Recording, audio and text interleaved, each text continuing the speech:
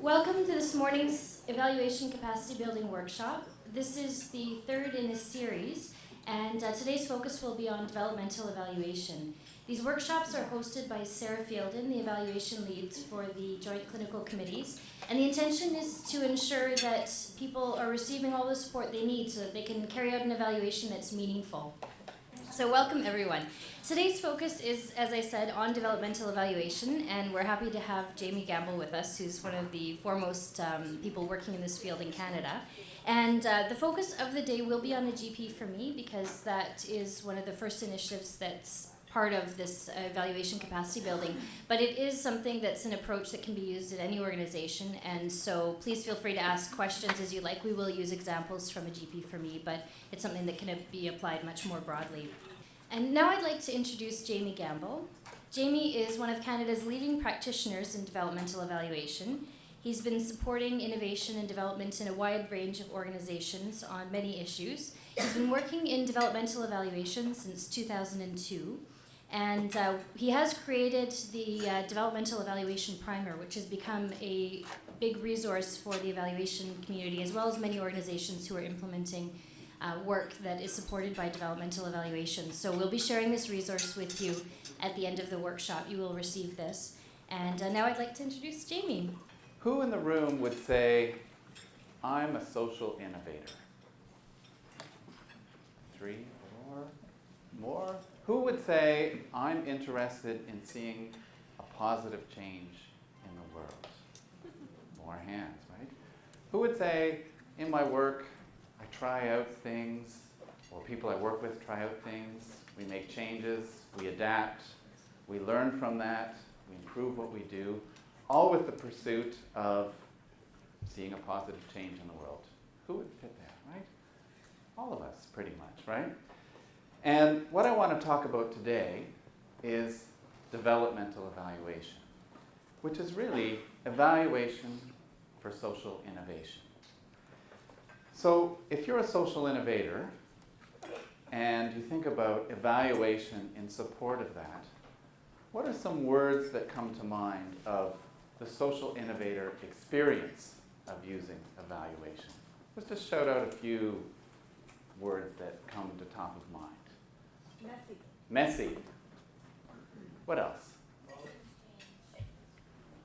Systems change, right? Trying to change the system. Qualitative. Uncertain, right? Inconclusive. More questions, right? There's a lot of ambiguity, uncertainty, messiness. We draw upon thinking outside the box, right? Creativity, novelty. Political. Perhaps that's all evaluations, right? Reluctance, right, of decision makers, right, to proceed with change. And one of the things we've noticed sometimes is we see a certain image that evaluators have, but ultimately evaluation is about reality testing, isn't it, right? It's about using data, quantitative, qualitative, stories, examples, to understand what happens, what works, why, right? But social innovators sometimes have an image of evaluation that is a bit of a burden, right? That evaluation is a constraint to the creativity, the novelty, the creativeness that we need as we pursue the changes in the world that we want to pursue. Who's evaluators in the room? Put up your hand. What's your image of social innovators? Risk takers. And is that hard for evaluation? It's very hard, isn't it? Right? Always changing their mind. Always changing their mind. They would just make a plan, stick to it, and we could measure that in the end. Wouldn't that be much, much easier? Yeah. Right? Changing goalposts. Changing goalposts, right? Right. What else? Visionary. Yeah, and one more. Bucking the system. Right, trying to change the system, right? We're often challenging assumptions, making big changes, right? And so, as an evaluator, I feel your pain, right? That this can be difficult work for us, right? Trying to render that kind of explicit reality testing conclusivity that we strive for as evaluators in this realm of messiness and ambiguity. So let's just start with the fundamentals, right? Today is not about a method or a technique. It is really about a framework and a foundation and the application of evaluative thinking, right? Which is, how do we improve the world? How do we make change, see these changes, realize them through programs and interventions, and apply that to this innovative space. For me, evaluation is really grounded in being systematic and thorough. How do we know what we know? And again, I think many in the room, this is familiar territory. It is looking at data, right? Drawing upon information, evidence to make those decisions. And we don't depart from that in a developmental evaluation. But then to make sense of that, seeing patterns. What works for whom? Under what conditions, right? And so we draw upon things like analytical frameworks, theories, mental models. We have processes, right, for supporting that analysis. Again, the same in a developmental evaluation. And then at some point, we have to render a judgment, right? Some degree of values, what we want come into this, and that should lead us to action. We got to a point in the room where most hands were up saying, I want to see a change in the world. And this is the action we're talking about. Us as evaluators, us as practitioners, whatever role we play in the system, we're all driving towards that same thing. And one of the things I think we fall short on is on the interpretation and judgment and action side of evaluation. We live in this era of great, rich data. More and more data is available, more than ever. But in 2003, in a Harvard Business Review article, writers Sutcliffe and Weber said, the way senior executives interpret their business environment is more important for performance than how accurately they know their environment. They further concluded that it's a waste of resources to spend a lot of money increasing the marginal accuracy of the data available to the executives compared to enhancing the value of their capacity to interpreting whatever data they have. Right? And I think this is really fundamental. Right? This is a foundation not just for developmental evaluation, but for our whole field of evaluation. How do we set ourselves up for really good use? How do we help people to interpret and make sense of the data that we find? Again, we're being systematic, we're being thorough, but we're drawing upon that in a way that really leads to that judgment and recommendation. Carl Sagan said, knowing a great deal is not the same as being smart.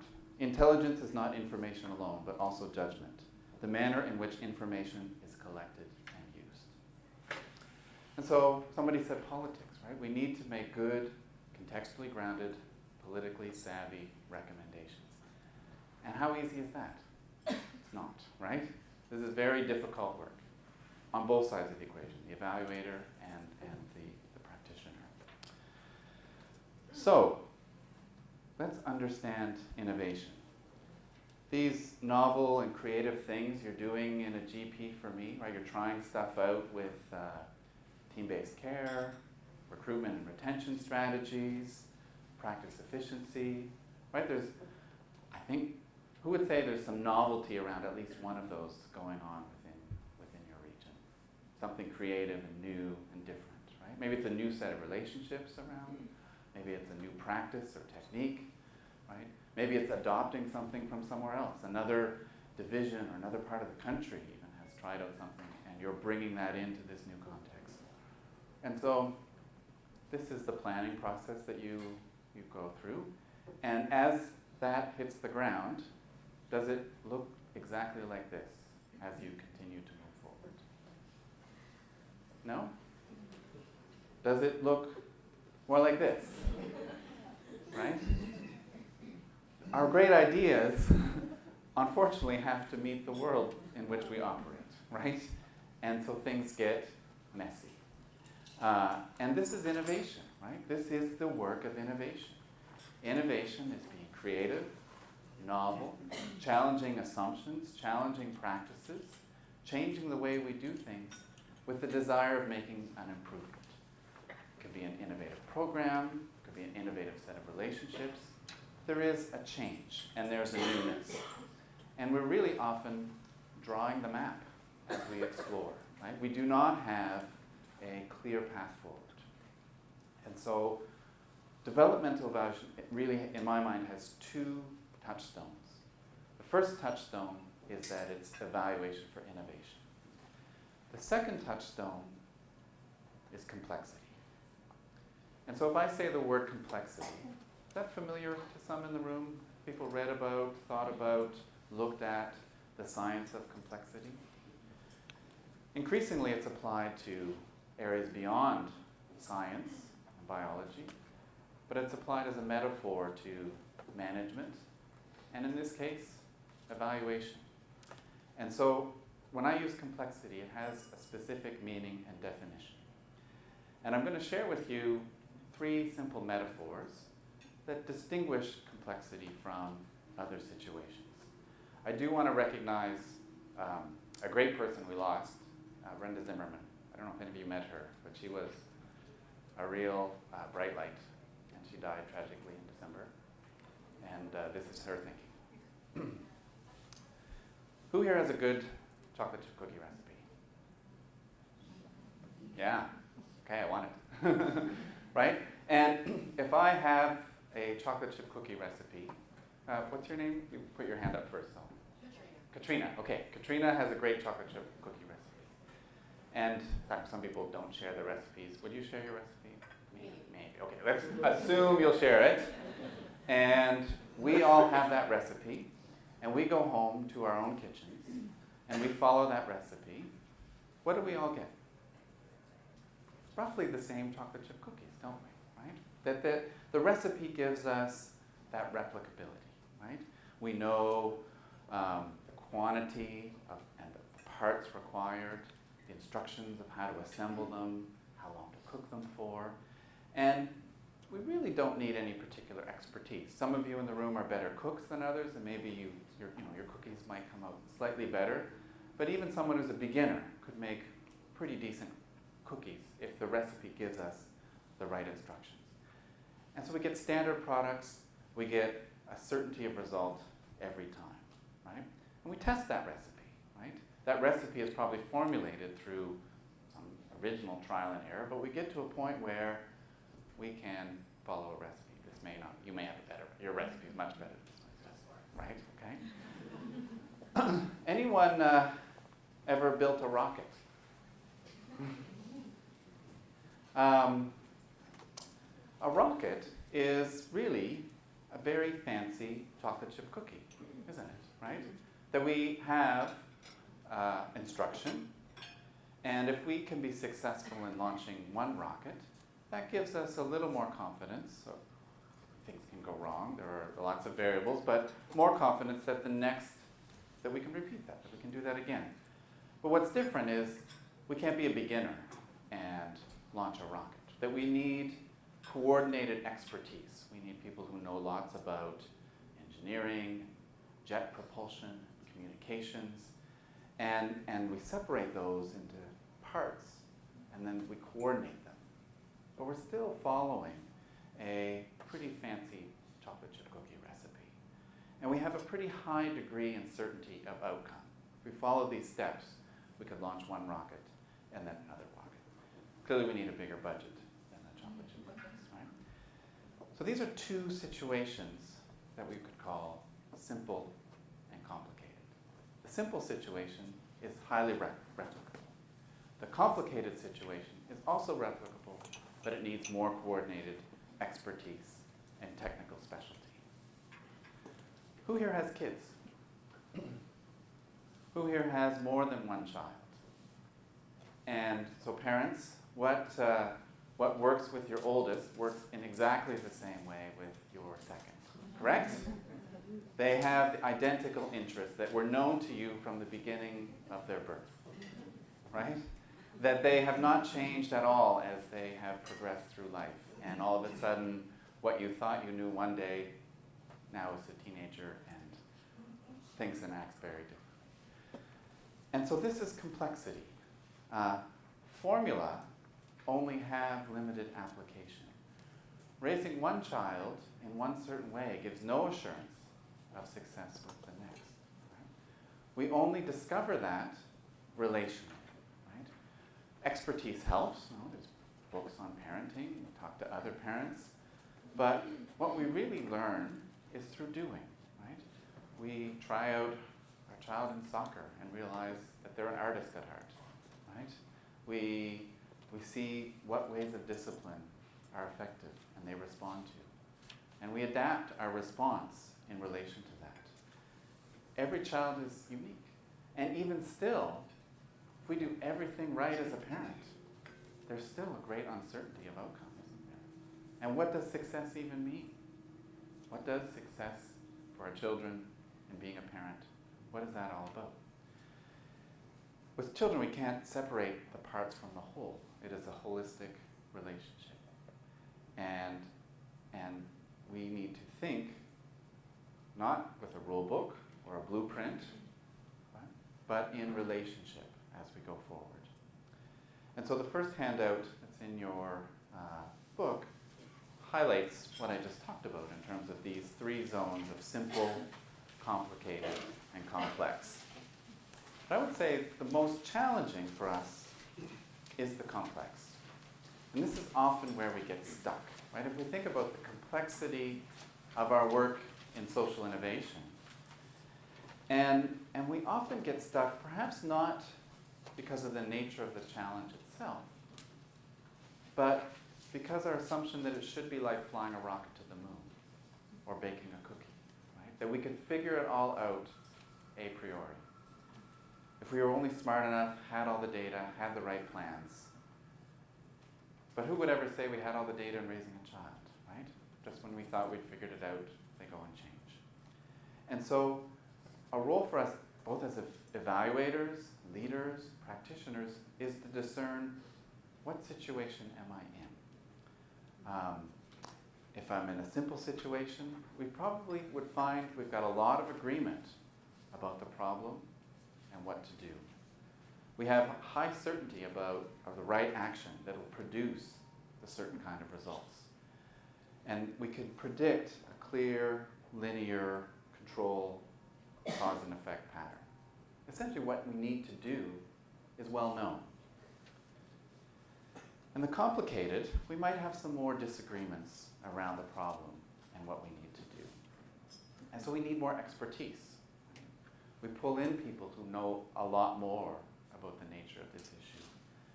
And so the issues start to be, we start to need to coordinate that, this technical expertise, these actors.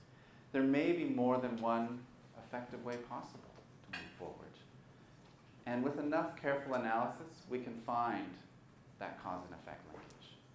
It's more work, more difficult, but it's there and we can find it. In the complex, we have very high uncertainty about how to produce the results that we want, and we probably have a lot of general disagreement amongst all the diverse stakeholders that are part of it. How do we move forward? What is the nature of the problem, even to begin with? And so, as we start to wade into this, we see our results may be really dependent on the initial conditions under which we start. Non-linear interactions may start to emerge amongst all these actors. And there is no right answer. And it is probably not replicable. One solution repeated in another context may produce different results. So each situation is very unique. So what does this mean for us for evaluation? Well, in the simple, it's about cause and effect. This is the world of best practices. Right? Best practices are chocolate chip cookie recipes. Right? We can follow them. We can get repeatable results. If I'm a leader here, or even an evaluator, I want to sense what's going on. What situation am I in? What is this? I categorize it. I say, okay, this is simple, and I respond. There's a known response here that's suitable and appropriate. So I reach into my menu and I apply that. In the complicated, cause and effect are still knowable, but there's a bigger separation, time and space. So here I might sense what situation I'm in, but then I need to do a more careful analysis. But then I can respond with a structured response. But in the complex, cause and effect is only coherent in retrospect. And so here we need to probe. We need to start doing things first and sense what's going on, and then shape our response in reaction to that. Developmental evaluation is a support to this process of probing, sensing, and responding. And what we can do here is really be in a mode of experimentation. Try things out, gather rapid feedback, track our evolving understanding, stakeholders, the nature of the problem, and respond in kind to that.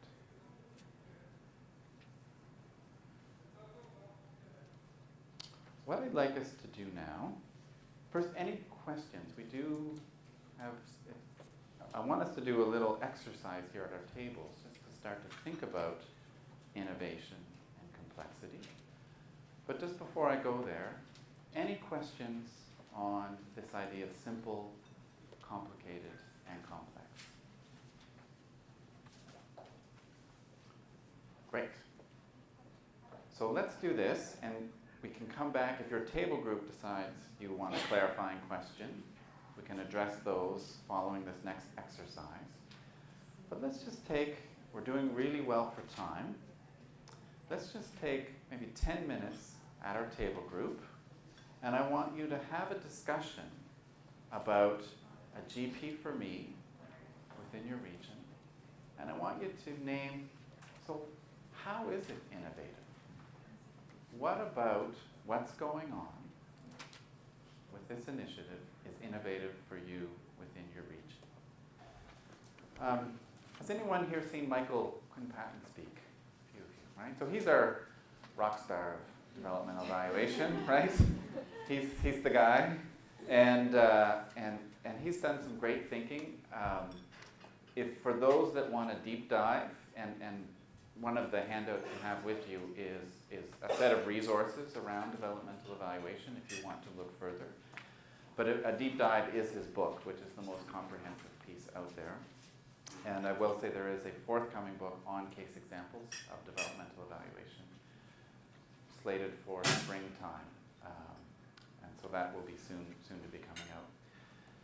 But it really is about adaptation, right? Using evaluation to adapt something. Right? We have an innovative idea, we bring it into this complex environment, and we're going to make a lot of changes, sometimes radical changes, sometimes incremental changes. But we're really trying to develop a new idea. And so it is the marrying of that creative thinking that is innovation with the critical thinking that is evaluation, rigorous inquiry for development. And so as evaluators, we really help people to clarify their purpose, think about their hope for results. What is their change model? What is this sort of theory of change that's driving this innovation that they're working towards? And often as evaluators, we really facilitate the use of data and critical thinking in real time as we move through trying stuff out, right? Doing that innovation.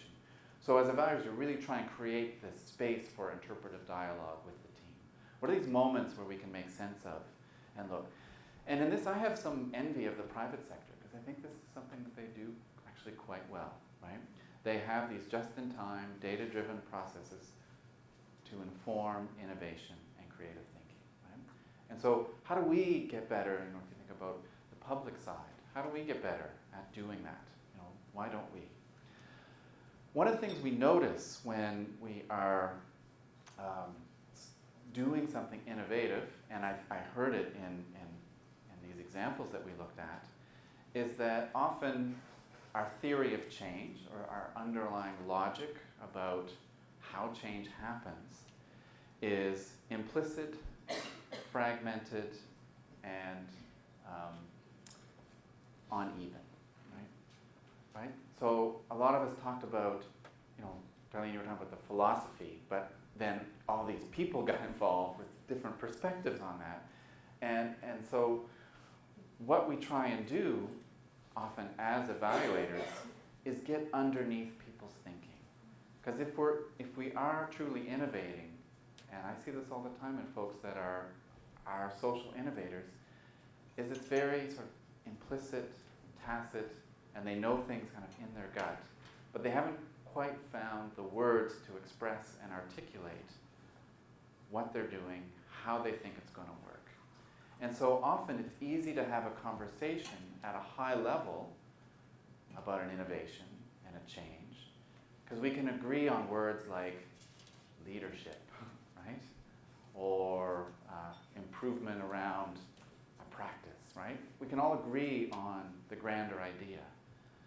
But we probably underneath that have different ideas fundamentally about how that change actually happens. And so often in innovation and complexity, we experience and see conflict. And conflict's actually quite productive, right? That often if we're doing something innovative, the absence of any conflict might be a signal that it's actually not that innovative, right? That we actually want to have some debates, some experiments, try things out and learn from them. That is a productive space. We think about a pressure cooker, right? If I'm cooking in my kitchen, I have lots of food metaphors today, not sure what. So if I'm cooking in my kitchen, I might use a pressure cooker. If I turn the pressure up too high, the pressure cooker explodes, it's messy, right? But if it's too low, nothing actually cooks. And so often if we are in this innovative space, we're trying to modulate between those two. We're trying to create enough heat to productively create something, but not so much that it becomes too fragmented and comes apart. And so one of the roles we play as evaluators is to help people clarify their thinking. And this is not a one-time thing. This unfolds through the process of doing.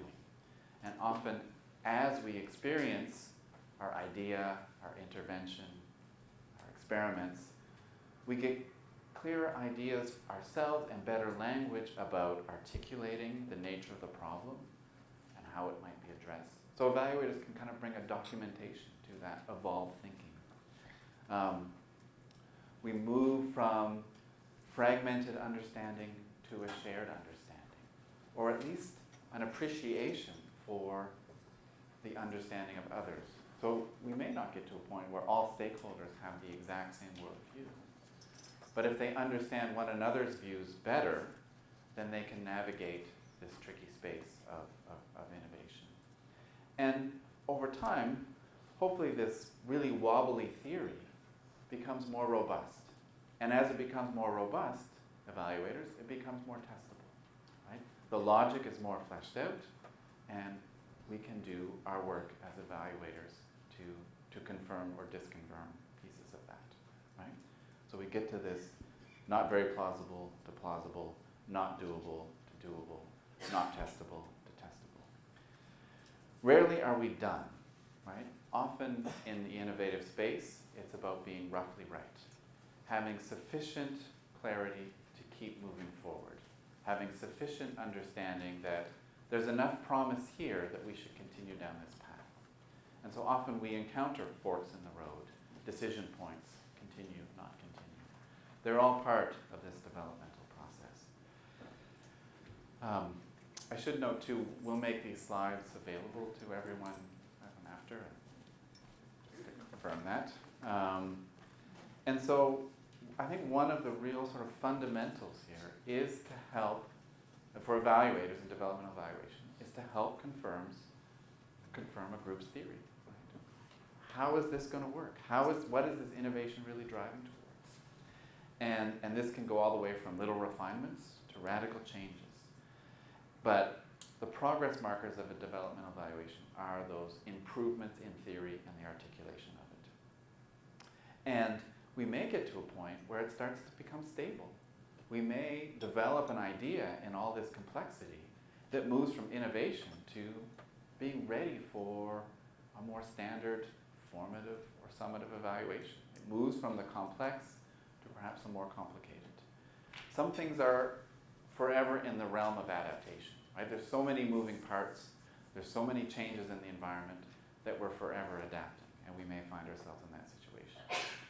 But the challenge for us as evaluators, if we fail to make this switch of understanding the complexity, we actually become the enemy of social innovation. We actually constrain the development rather than enhance or help it. And in this section, a couple of the other handouts will give you some more background info. But I think, if you think about traditional evaluation approaches, they really advocate for clear, specific, measurable outcomes achieved through processes detailed in a linear logic model. And we're not abandoning that. That makes sense in some circumstances. Developmental evaluation is not intended to be the be-all, end-all of all evaluations. We still need this space of a formative or a summative evaluation. But what we know is that preordinate specificity doesn't really work under these high innovation conditions. Right? The exploration, the uncertainty, the turbulence, the rapid change, the emergence needs something a little different. But if we're not in that space, it's actually probably unhelpful to orient our evaluation in that way. So if we have something that is pretty stable, well established, and we want to really prove a model, then we need a well-defined model. And we need to test that model, and maybe test it in some different contexts. And that's a traditional summative evaluation. And that makes sense if we're at that stage. Or if we've got a really pretty close to worked out idea, and we're implementing it, and we're trying to tinker with it, maybe get some efficiencies that would make implementation easier, or reduce costs. That classic formative evaluation that really improves, right? And so there's probably a blend quality improvement may support this kind of formative work as well as the developmental work. But we found we need this other space of developmental evaluation. What are we learning about the problem or challenge and its context? What are the real leverage points? What ideas show real promise? And how do we move? And what is our theory of change and the implications for design and redesign? Right? If we think about experiments, often we are trying stuff out, seeing something not work the way we thought it would, and going back to the drawing board and completely rethinking something. And that's okay, right? That is part of that innovative space. And so there are 5 kind of innovation situations we might find ourselves in. And so if you could think about the niche of developmental evaluation, there are kind of 5 sub-niches underneath that. And so within that broad framing, one is really building something new, right? And probably in a lot of our examples and references this morning, this is how we might have been thinking about developmental evaluation. And it may be that we're trying to ready a new initiative, a model, or program for a more classic formative, eventually summative, right? We're moving from that uncertain to certain. And so an example here is the United Way of Toronto did a radical new program for them around youth education. And their assessment was the field, particularly frontline in the city, was very fragmented. And they stewarded, shaped, convened a community of practice around sharing both tacit learning and evidence around a range of issues amongst a network of players who had really not come together before. But for a traditional grants funder, this was something completely new. And so they equipped this process with a developmental evaluation. They supported it from the beginning in the conceptualizing and then in the early stage of implementation around, are we onto something here? They had early questions, should we really go down this path or abandon it completely and try a new strategy, right? And so this was a brand new intervention aimed at a new assessment of a significant problem that they saw in the city where they operated. The second niche here is when we find ourselves in an environment with a lot of players and there's a continuous and ongoing need to adapt. And so the example here is Vibrant Communities. Vibrant Communities was a poverty reduction initiative.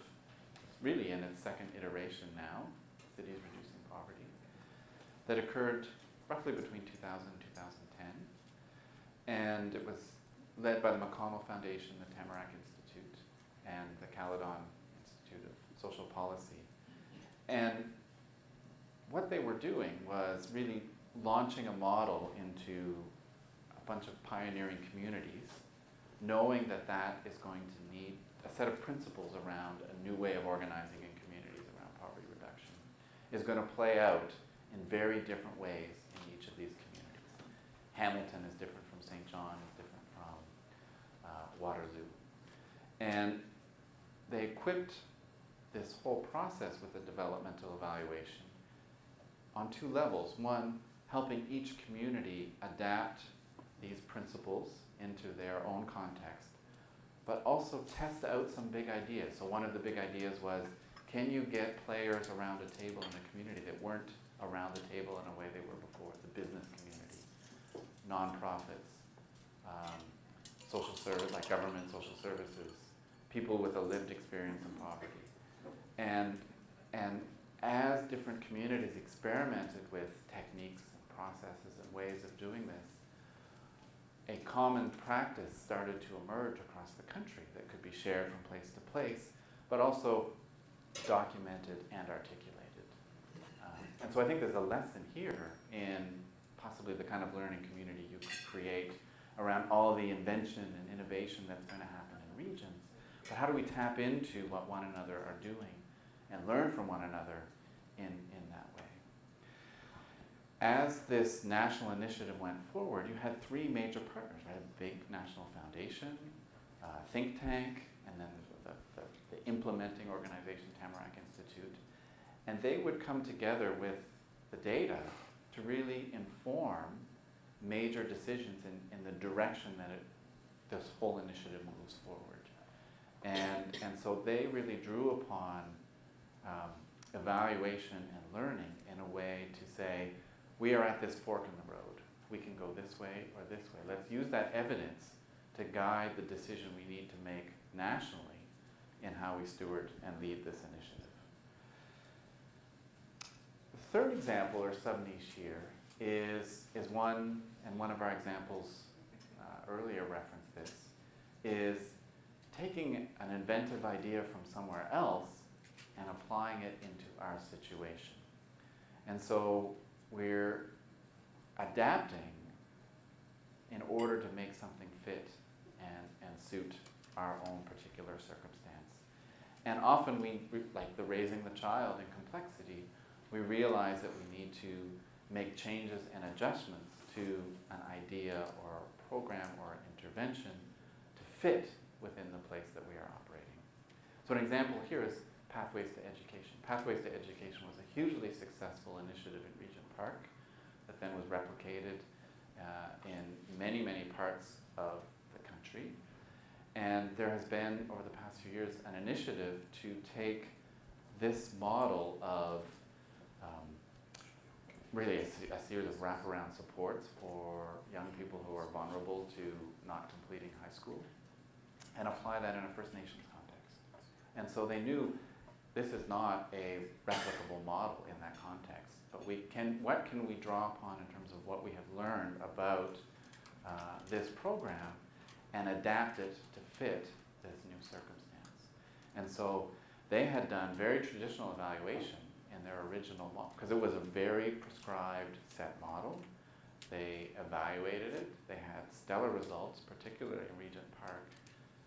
But then in a new context, they needed to move to a developmental evaluation because of the degree of adaptation they knew that they would need. Another sub-niche here is trying to think about scaling and trying to move from one place in the system to another level in the system. And so an example here is Cities for People, which is another initiative of the McConnell Foundation. And it's really trying to drive at how to create resilient cities and so issues of infrastructure, citizen engagement, participation, budget. And what this initiative is trying to do is draw upon a set of small practices, but then say, what are the real leverage points that could really tip the system within cities, so we can actually transform how cities think, are funded, are supported, are citizens engaged. And so they're in the early stages of designing a developmental evaluation to support moving from programmatic ideas that work in one place to a national movement around how do we really affect the infrastructure decisions, the budgetary decisions that affect the cities we live in. Actually, there's an excellent example here from BC, which is the Plan Institute. Right? Started in Vancouver as a very local neighborhood initiative to support families who have a dependent person with a disability. They had tremendous pressure to replicate that. And they said no. It was Alan Mansky and Vicki Kamak who live here in Vancouver. And so the Registered Disabilities Savings Program is really the fruits of their effort to take their idea, a local neighborhood initiative, and transfer that to another point in the system, which is it's an act of legislation in Canada. You can now, in the same way you might do an RSP, RESP, invest in the future of, doesn't have to be a family member, it could be a friend, to build that person's resources. And so often if we think about changing a system, how do we take local ideas and move them up into a different scale? And I think we can support that kind of transfer with the kind of thinking that developmental evaluation provides. And then lastly, developing rapid responses to crisis situations. So often we're presenting to small nonprofit organizations around this idea of developmental evaluation. What happens if all of a sudden your funding is cut? And could you equip that kind of adaptation that needs to come in response to an imposed change with developmental evaluation? There's fewer examples out there, but certainly those of us that are thinking about this see a role for evaluation in this kind of thing. Action is needed, but what to do might be really contentious and charged given the situation we find ourselves in. This next piece I want to just talk a little bit, and we'll do the same. It seems to be working for us. I'll introduce what we do, right? Really, and I think your comment, Jim, is really the number 4 in this, which is kind of a form of documentation or tracking.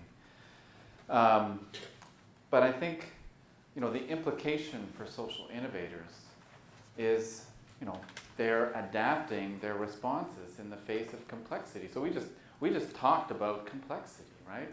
The political landscape, the multiple actors that are involved in this, the different interests that come to bear.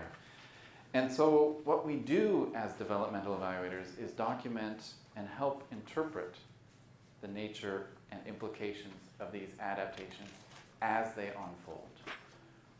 And we pull lessons and insights to really inform the next iteration of that adaptation. Often, if we're a social innovator, we're trying out strategies, which means we just all of a sudden face a whole new set of problems. And our goals maybe adjust in response to this reality. And so it's not to go back and say, oh, we should have identified these problems before we started, because that's impossible, right? Often we only realize, right, we think about complexity, that knowing is we only have it in retrospect. And so I think the role of the developmental evaluator is to really help people to learn and evolve as they go. So we make sense of these emergent problems, strategies, and upgrades to the goals as this social innovation develops. The emergent and creative and adaptive interventions that we generate are significant enough that it's not just improvements, right? We're not just tinkering with, well, if we make this tiny adjustment, we'll fix it, right? We're actually experimenting with pretty fundamental changes, radical ideas, whole new approaches sometimes. And so we do 4 things as developmental evaluators. And we'll see some repetition here. Like we started to talk about some of this stuff. But the first thing, right, we talked earlier about theory of change and moving from implicit, fragmented, to something that is more shared and understood. Part of our job, I think, as evaluators, is to help people to frame what it is they're doing. Often, I think, when we start in tackling a social challenge and bringing innovation to bear, yes, we have this grand aspirational goal, the overarching political one that we've just talked about. But underneath that, often we are figuring that out. What does that actually mean for us? What do we actually do in response to that? And so the outcomes, changes, impacts that happen at different levels in the system move from foggy to more clear as we move forward. And I think what we do as developmental evaluators is help crystallize and articulate that thinking. And so our toolkit sometimes is existing mental models or framing or even just feeding back what people are saying and clarifying that thinking for them. Often people who are really good social innovators are working at a gut level, right? They're doing things and they're trying things out, and probably tacitly they're doing a lot of this evaluation stuff. But that's tricky in a large system when other people need access to what they're learning. And so by framing it and putting language to it, we make the thinking accessible to others. We make it more shareable. The second thing that we do, right, is we support rapid experimentation. And so sometimes and I appreciate the burden of a 1-year time frame, but can we do things in a low-cost, low-risk way first, just to try out an idea before we start to invest more in it? Can we do A/B kind of experiments where we maybe try something out in one place and do it slightly differently in another place to accelerate our ability to learn? Who would say we have a formal, structured process of experimentation? Or who would say we have more of an idiosyncratic, emergent approach to experimentation? Who would say we have actually a really formal structure for doing experimentation? Anybody? No hands. Who would say it's kind of ad hoc, it's messy, we do things and then we see the patterns? More people are there. And that's pretty common, right? I talked earlier about private sector envy. Often it is that structured process of experimentation that is an adaptive muscle. I'm going to keep using that muscle, right? The ability to do that. But often we just are doing, reacting, responding. That's the pressure of time. That's the pressure of external constraints. And then we draw patterns and learn from that. But can we, as evaluators, support a really robust experimentation and learning environment? How do we get the most learning in a constrained period of time that renders the kind of things we want to know? And a question earlier was about, should that evaluator then be embedded? And this is why we really want to have someone close to the team that's making decisions about implementation around a particular innovation.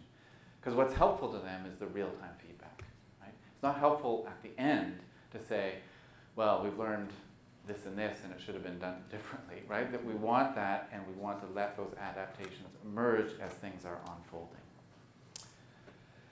Number 3, sorry, I said number 4, Jim, it's number 3. And I think part of our role as developmental evaluators is one of documentation, right? That as things happen, we sort of describe and explain the context, what success looks like, right? Often, I think when we do an experiment, we don't realize some of its potential or its effect till we actually start to do it. And so we have, I think, some explanation power as evaluators here to situate what's happening and why, and to make that accessible to others in the system. But then with that innovation team and then also other decision makers, there will be major forks in the road. And how do we support their decision-making moments with the evidence from the innovation process? The other thing I think we wind up doing is often decisions are made and that has implications for going forward. So it's not necessarily informing a decision, but just monitoring what's happening in the decision-making around the innovation. So all of a sudden, a team says, we're going to start to do this now. As an evaluator, we can bring voice to that and say, okay, that seems to reflect a different set of assumptions to previous decisions. Is this a change in your thinking? Is this in response to something? Like why are you, it's not to stop them, but it's just to bring critical thinking to bear on that. Because it may be a case of, yes, we've learned this, and now we're going here. That's helpful and instructive. Or it may be, oh, we just started to drift that way. We actually need to be focused on what we were doing previously. And so it brings that out as the group moves towards their desired outcomes. And inevitably, I think, every innovation I have ever seen involves some form of collaboration. And every collaboration I have seen involves some form of conflict. And so I think we play a role as evaluators, not to be the OD coach, right? Not to solve all the problems, but often we are interacting with different stakeholders. And so we can raise fundamental questions or differences in assumption. And often for me, this comes right back to theory of change. So the Cities for People example I mentioned earlier, there's some very fundamental differences in how some people involved in that initiative thought about what they're doing and why. And that's playing out in different preferences, moments of debate, conflict, productive conflict. And so in a developmental evaluation, what we're doing is surfacing those different assumptions and letting people know about those different perspectives so that they can then reformulate how they go forward. And so it's the evidence in that is the different perspectives, how that's driven decisions and what people have done, the implications of that, and let that come back together so that they can rethink how they move forward together. So I'm just going to, many of you have seen this model from previous presentations. I just wanted to speak to it again because there was a question earlier from Dan around this, how does developmental evaluation fit in with QI?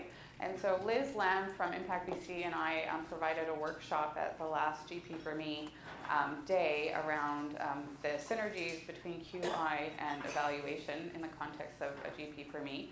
And so I just wanted to show you this diagram again, and I won't go through all the parts, I'll just kind of flip through them if I can figure out how to do that on here. But basically on the outside we've got some QI, kind of QI steps, and on the inside we have more traditional evaluation steps. So basically what Liz and I determined was that they're actually very similar, especially when you bring QI to a program level, because QI is often done at a practice level and that looks somewhat different. But that QI exists somewhere in these PDSA cycles, in the implementation of the various projects. So whether it be part of a developmental process where you're trialing the implementation itself, such as GP for Me. So where QI fits in really nicely is within these kind of process measures and trying things out along the way and documenting what you've tried and what you haven't tried and how that's worked. where let me see. Okay. So that's that cycle, and I do have a bunch of text, and Liz and I have been working on trying to put it to paper in terms of providing a little bit more clarity, but I feel like if they're complementary, and especially when it comes to measurement, often you are using the same measures for your QI that you are going to be using in your evaluation. You're just using them at different time frames or in a different kind of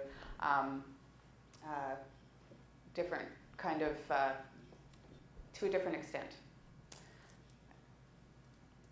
So I'll just review again some of the draft provincial frameworks. It hasn't really changed that much in terms of my presentation. There has been some work going on behind the scenes in terms of looking at specific pieces of the evaluation framework and what all of you folks have put forth in your proposals in terms of what you'd like to capture.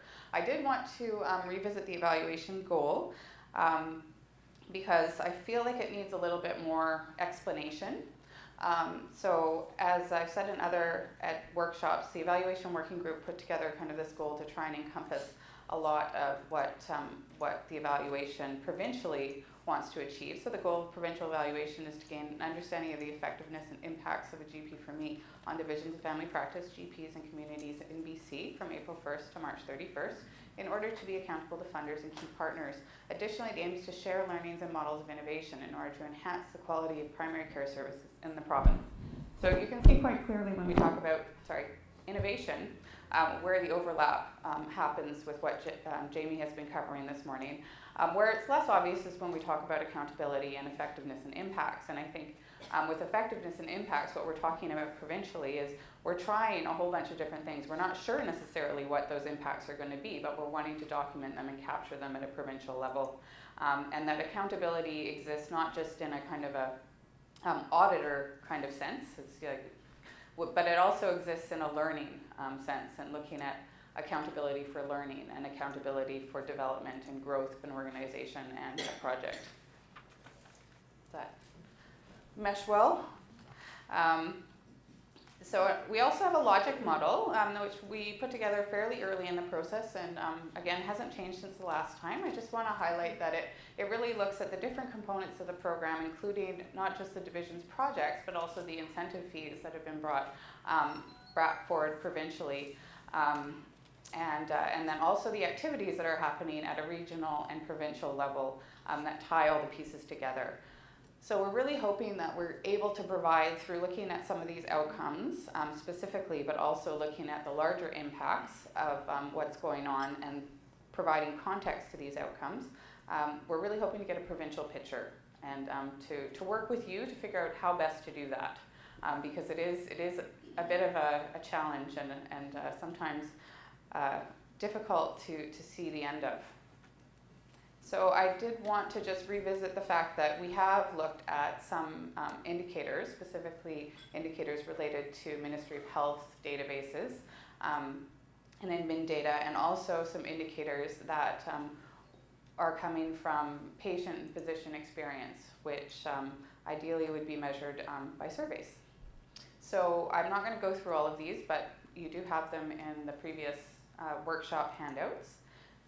And just to say, there are multiple sources of data and multiple levels of data. So there's going to be work that you're doing on the ground with your division and the way that you're collecting data there. But then there's also other sources like the Ministry of Health admin data, where we can draw data and come up with some hopefully interesting results, both descriptively and analytically.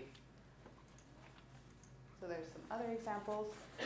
And as I said, we are looking at both quantitative and qualitative. So we're looking at a mixed method approach, hopefully with input from surveys, from the Ministry of Health databases, from PSP Technology Group. I know there's some PSP folks in the room who are going to help us with that and help the divisions to gather some of their results around that. And then also looking at some things like communication and what are the policy implications. And qualitatively, so this again, maybe we can see where the fit is a little bit more naturally with what Jamie's been talking about. So looking at the narratives of most significant change, which we'll learn more about tomorrow. I'm looking at using focus groups and interviews to gather perspectives, to document changes, process, and looking at case studies of innovation. And that either could be coming from a division level of yourselves collecting case studies in partnership with your evaluators, or that could also be something that we could do provincially and work with you, provide some resources so that those cases are illustrated and highlighted for the province. So this is the timeline that we've kind of drafted.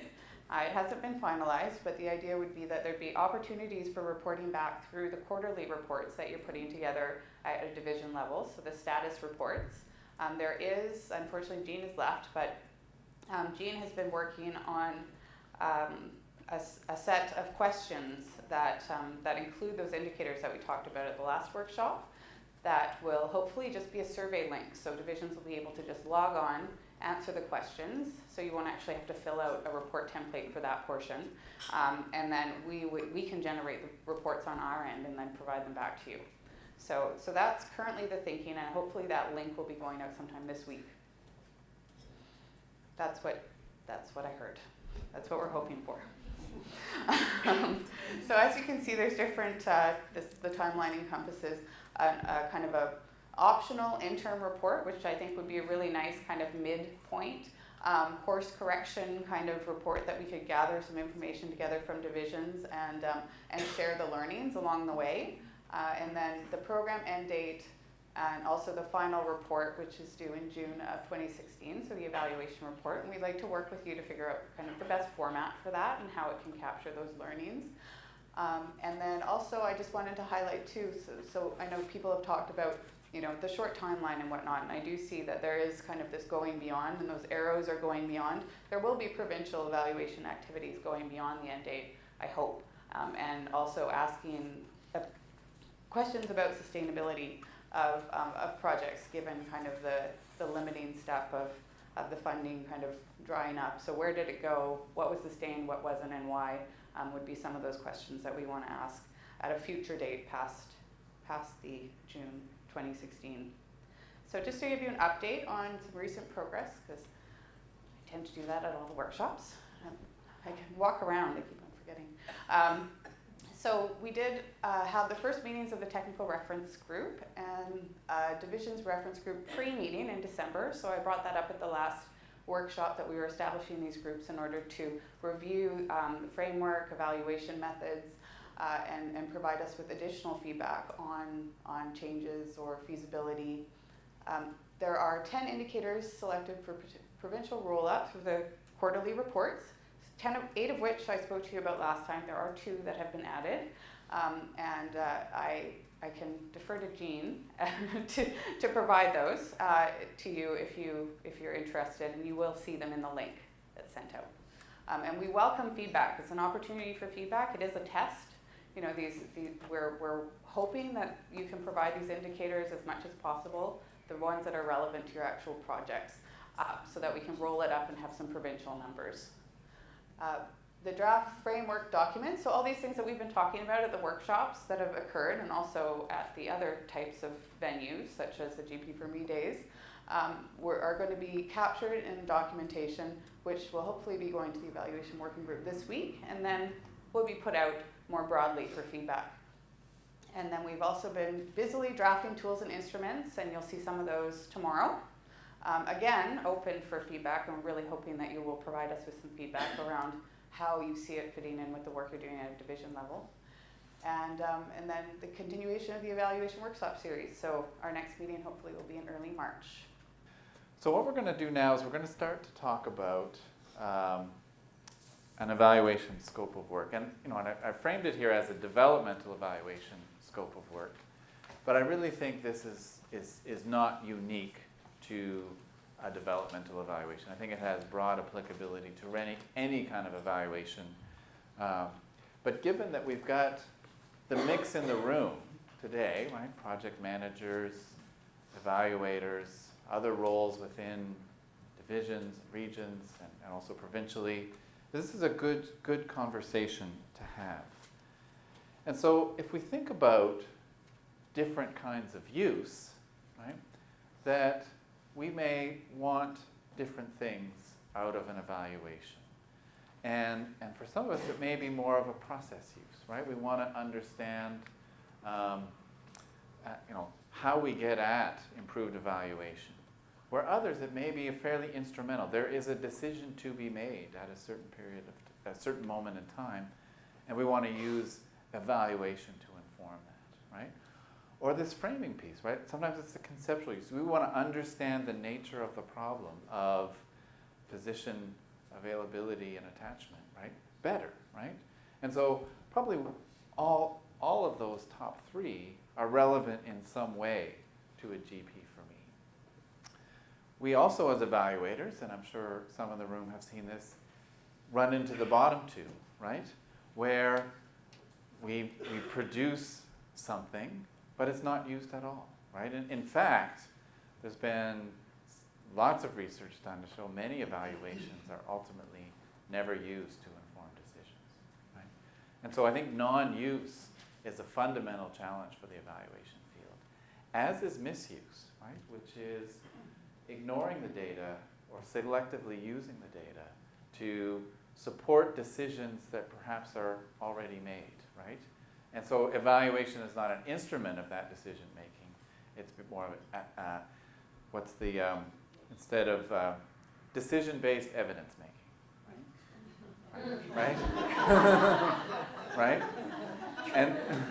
And so how do we sufficiently equip ourselves as users to make really good use of evaluation? To me, this is the fundamental, right?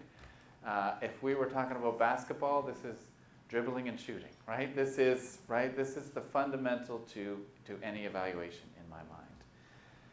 But I also want to point out that evaluation results are not the only thing that drives decision making. And so I think it's important to put it in context that other factors play into this, right? We've talked about some of these already today. Politics, right? Competing priorities. What do we know about, what's the state of knowledge around this issue we're all talking about? What is the resource environment, right? That constraints piece has come up several times this morning, et cetera, et cetera. So there's a whole bunch of things that feed into decisions ultimately being made. There's no magic black box, right? If we do a good evaluation, it spits out a number and a result, and away we go. We know that there's a much more comprehensive thing going on that all comes into play around program or policy decisions. So it's one piece of the decision-making pie. And so my argument here, and we're going to spend a bunch of time in a moment workshopping this, is it's really helpful at the front end. I realize we're not at the front end, so let's use this as a bit of a check-in to think about who are the users of our evaluation. What are their questions? You know, what, if it's an instrumental use, what decisions will they be making? And also to start to think about, well, what are their preferences, right? How do they respond to different kinds of data? If you've got a group that is really quantitatively driven, right, and you provide a case study, you might be setting yourself up for, non-use, right, or misuse, right? And so asking these questions at the front end really helps in shaping the design of the evaluation. And in my mind, it's a useful negotiation between collaborators, right? To talk through and think through these questions. And to know or to try and know what are the windows of use. When will these decisions be made? I remember hearing Michael Quinn-Patton talk once about a major international development evaluation. And it was a classic formative evaluation in preparation for a summative. It was a multi-year program. It's a formative decision at 3 years whether to continue for the last 2. And there was a huge investment in an evaluation that rendered all of the findings in October for a decision that had been made in July of the same year, right? And to me, that is just a colossal failure, right, of timing. And So thinking through when and where these decisions will be made, and how do we best equip them with the evaluation activity, lets us make those trade-offs, respond to those constraints. And so if we think right now about the United Way example, right, that I talked about earlier, well, who are the users I talked about? It was the program staff, right, in the inside group that were really shepherding and stewarding and adjusting the implementation of this initiative. But I also made reference to a second user, which was the senior decision makers within that organization. You know, there's actually a third user, which we discovered in time, which was the members of the community of practice, and they had some needs around this as well. But let's just look at those two. And so, you know, there were really two groups of fundamental evaluation questions. And one was, what are we learning about the design of this, right? That was the program staff. Their fundamental need was design-based, right? And adjusting and adapting their design in an ongoing way. Senior management and board of directors, they didn't care about that as much, right? Let that all happen and unfold. But at some point, they had a particular need around go or no go, continue or stop, right? And so we had to develop an evaluation framework that addressed both of these needs. And a lot of things were done thinking, you know, we think about data collection or methods or analysis, were done to feed into both, right? But the products that might have came out of those were different. And so the decisions, right, design changes, continue or not continue. We learned that the internal team really preferred a dialogue-based sort of workshop sense-making. They did not need any reporting. They did not need any presentations. What they needed to do is think together, and the product of that evaluation was the conclusions that they came to in that meeting.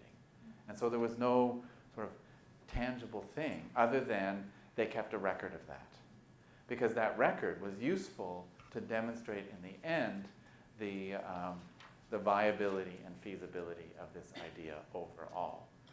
To complement that, and I mentioned it earlier because it seemed relevant to a question, was the decision makers needed to trust the sort of the credibility of the analysis. And so the creation of an expert panel bought a lot of street cred, for lack of a better word, with the decision makers, right? The use of that team. And you know, at first, this was quite a diverse group, purposefully diverse, right? We assembled a diverse group of observers, knowing that ultimately, if they could come to a common conclusion, that would have more strength. So that's why we chose an executive director from an organization, 2 academics, someone with expertise in communities of practice, some internal people to the organization, somebody from the board. And so the timing was different, right? The windows of use were ongoing. Every 3 months, you know, and it wasn't perfect, right? Sometimes the timing was off a little bit. But there was this need for that group to come together, make sense, do an analysis, and keep going. And so we knew that. So we designed a lot of quick surveys, interviews with people. They would do even small, in their workshops, evaluative moments where they'd ask a question to the room, gather some data, and assemble it, and feed it back into their conversation. Very light touch, low burden, right? So we're really thinking about who was going to use it, why, what was needed. Where we needed something much more comprehensive. The decision makers needed kind of a final report with that face validity that sort of looked and carried the weight of a final decision. And so a product was created with that in mind. And so it's useful, I think, as we think about our innovative work with the GP4Me, to tackle these questions. And maybe you have already, and if you have, great. If you haven't, I think today is an opportunity to think about these together, because that, again, may inform some adjustments or priorities for your evaluation work going forward. But let's stop for a second and just think about organizational culture. And organizational culture is sometimes summed up as the way we do things around here, right? And often that means certain behaviors are rewarded, copied, critiqued, depending on the extent to which they fit within an overall evaluation or overall culture. And evaluation is one of those, right? In terms of what kind of evaluation we accept or are comfortable with.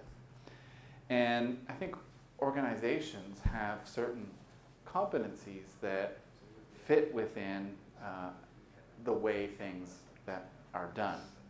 And so this is one example of many frameworks that are out there. This is what's developed by Quinn and Cameron, comes out of the States. And we won't go in depth on this, but I think it's just something to introduce you to. And so the idea here is that if we look at our organization and say, are we really focused internally, or are we really focused externally? So just in your minds as we do this, let's just do a real kind of rough mapping of your own division or region and say, are we really focused on within, or are we really focused on outside? And then the second axis here, do we privilege or find more comfort in things that are stable and well controlled, or are we more comfortable having flexibility and freedom to act? Which is the predominant one within your organization? And so just everyone kind of map which one is strongest within your division or region. And what this, these 2x2 things, consultants, stock and trade, reveals to us are 4 different kinds of organizational cultures. And ultimately, we're never fully one to the exclusion of the other, but these speak to a preference. And so the hierarchical is an internally focused culture that really favors stability. So you might think about your classic bureaucracy, right? That would be a hierarchical organizational culture. Where something that's much more market-driven is an organization that is really driven by numbers, targets, objectives, right? That is the predominant, right? Where in a hierarchy, it might be, the predominant thing might be rules and following the rules. Where in a market culture, it's meeting the numbers, hitting the targets, right? A clan culture is family friendly, right? The most important thing is the relationships I have with the people within that organization, right? And so it's that internal environment and harmony within that is the predominant. And then adhocracy, we really think of as that very adaptive and dynamic. You could think of like a Silicon Valley startup as having this kind of very adaptive kind of culture, right? And so just, it's a whole exercise you can go through and answer a bunch of questions, and it will come out the other end with a sense of where you are culturally. It's more open, it's more akin to asking those kind of reflective questions, right? And so it really is a ripe environment for doing that. And what we know is if if this is the ideal for innovation and we want to create some permissions for doing that work, can we start to shape and influence a culture towards that? What are things we can do to start to move towards that? It's easier to move from market to adhocracy or clan to adhocracy. The move from hierarchy to adhocracy would be much, much more challenging, right? And so, a very quick introduction to something, and really underlying this, the point I want to make is it's useful to think about culture, both our culture and readiness for evaluation, but also the overall culture within the organization. Because that ultimately affects how we do our work, our initiatives relate, the innovative things that we're trying out, but also how we evaluate that and the readiness to engage in a developmental evaluation. And so maybe to pull it together, and this, we don't have a handout, but when you get the slides, this will be a handout for you, is to think about both fit and readiness. And so I think we've confirmed this morning the innovative nature of a GP for me, the complexity in which that is unfolding. And so it is, in my mind, a very good fit for developmental evaluation. And then we think about, are we ready? And so where does readiness show up? Part of it is leadership, right? Readiness to take risks, to be flexible, to try things out. And I know some of you have come to me with side questions. And in some circumstances, you have a leadership environment that's really right for this. In others, you may not, right? You may be very constrained around some of this. And so that just has implications of thinking about how you move forward, and perhaps how do you set the table for some of this work in advance of doing it. We just talked about values and culture. Do we support innovation and continuous learning? And this is one that's easy to have a lot of rhetoric around, right? It's easy to have an organization that says, we value continuous learning and innovation, and then not do that, right? And so where does this actually happen, and how do we support that to happen? And do we have resources to do this evaluative work? I mean, I think it's very encouraging to see the level of investment that's gone into the evaluation of this.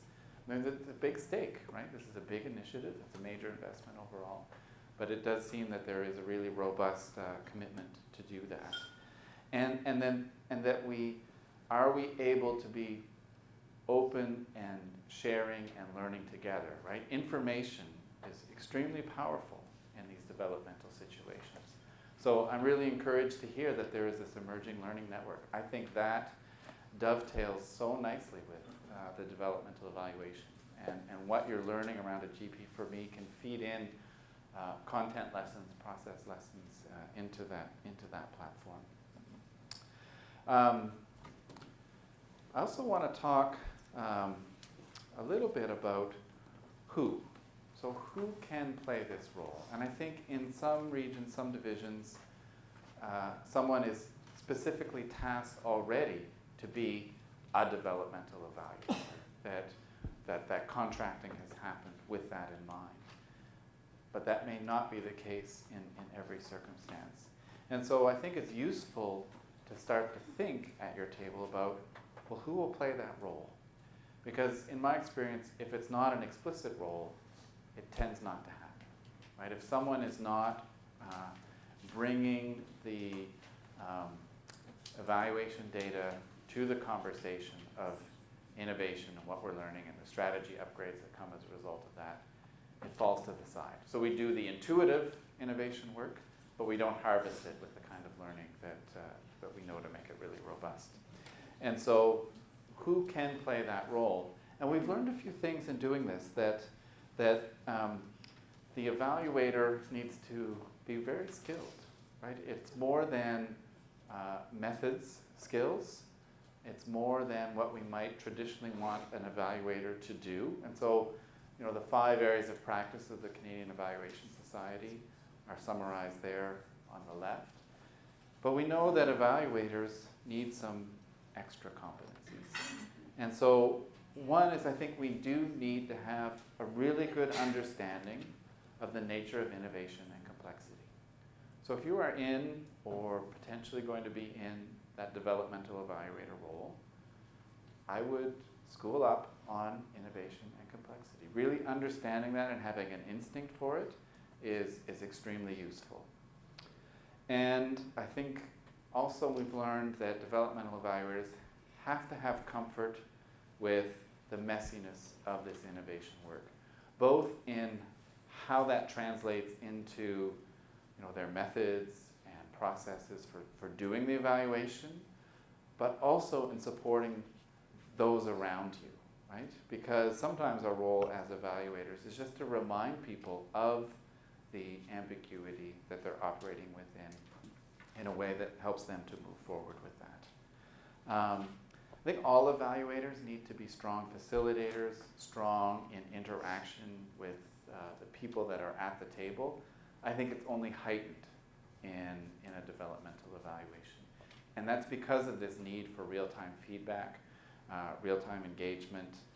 And so we find ourselves often navigating some sensitive and difficult and challenging circumstances. And so that personal skills piece is really key. And I think we need to be good at looking beyond our standard toolkit. So I think standard evaluation methods still apply. DE is not about soft methods. Right? I think that's a myth. DE is about being as methodologically effective as any other kind of evaluation. Right? It's adjusting those to suit the situation of adaptation and change. But we may even reach beyond that into an even wider toolkit. And I think, in a way, the innovative nature of the work gives us some permission to be also innovative in how we construct and approach our methods. And just like the initiative is adapting, often the design of the evaluation adapts as we go as well. Rarely do we have a developmental evaluation framework constructed at the front end that is fully implemented without any change throughout, right? That we are also learning and adjusting. New questions emerge. To me, an indicator of an innovative process is better questions, right? And so as we go forward, we uncover those and learn about those, and when we know them, we respond in kind with our evaluation and the evaluation framework. Maybe just to add to, I think it applies to all evaluators, but having a good political antenna is really key, right? Because we're thinking right back to use and users. Understanding the larger dynamics that are unfolding around us helps us to position findings and how we communicate about those. And I think good developmental evaluators see patterns, right? To be able to kind of sift through multiple sets of data and see, okay, what is really starting to emerge here? And the skilled ones are able to construct a narrative or story that helps keep people engaged, continue to work in the innovative space, and trust that safe-fail kind of environment. But there's some principles, right, that we've learned about today. One is that it does focus on something innovative, right? The idea that ultimately we're trying to make something better in the world, and that is our primary purpose. And we're bringing novelty and creativity in pursuit of that. And that we do better at that when we embed continuous learning into that process of innovation. We equip the innovation with really good learning. And we let that help us help decision makers relative to that innovation. And to do that as evaluators, we need to be adaptive in response, right? The design of our evaluation needs to evolve in step with how our initiative evolves. And so as an evaluator, we really are this strategic learning partner who stands beside the innovators and helps them move forward. And it's a little bit outside of the norm of a traditional evaluator role. It expands beyond that boundary. And that if we reference complexity, right, if we remind ourselves and those we're working with of the complexity in the environment that we're trying to seek change, then we position ourselves, I think, for a strong evaluation and hopefully a strong intervention. Feedback should be timely. It should be co-creative, that the people that we're working with, and that it is still about being empirical, evidence-based, and critical thinking. We don't leave those at the door when we move in to do a developmental evaluation. My good friend and colleague Mark Kabaj says we should see different kinds of development come as the fruits or products of a good developmental evaluation. If we really invest in and do a good job with our developmental evaluations, perhaps a year from now, you will have a deeper insight into the nature of the attachment and issue that you're trying to address. You will have better conclusions about what works and what doesn't work around practice efficiency, recruitment, retention, those sorts of things. And you may have, in the way that the strategy has already been emergent, you will have an upgrade on that. You will have a new sense of what the overall strategy could be or should be. And that overall, our capacity to do innovation will be stronger and more robust. And so, to conclude, I'll just read you a quote from another friend and colleague, Jamie Radner, who says, DE is based on the insight that evaluative thinking, techniques, practice, and discipline can be a boon to social innovation. That data systematically collected and appropriately tied to users' goals and strategies can make a difference, even in open-ended, highly complex settings where the goals and strategies themselves are evolving. Developmental evaluation has something distinctive to offer through the way it marries empirical inquiry focused on the innovation to direct engagement with the innovator. And so I leave you with Jamie, the other Jamie's thoughts here, and hope that today was productive and useful to you and the work. I want to say a huge thanks to inviting me out to the West Coast to be here with you. It was a fun day for me, and I hope it was for you too. So we're even a few minutes ahead of schedule, which I don't think anyone will complain about. So I'm just going to turn it over briefly to Sarah, and then you're free to go.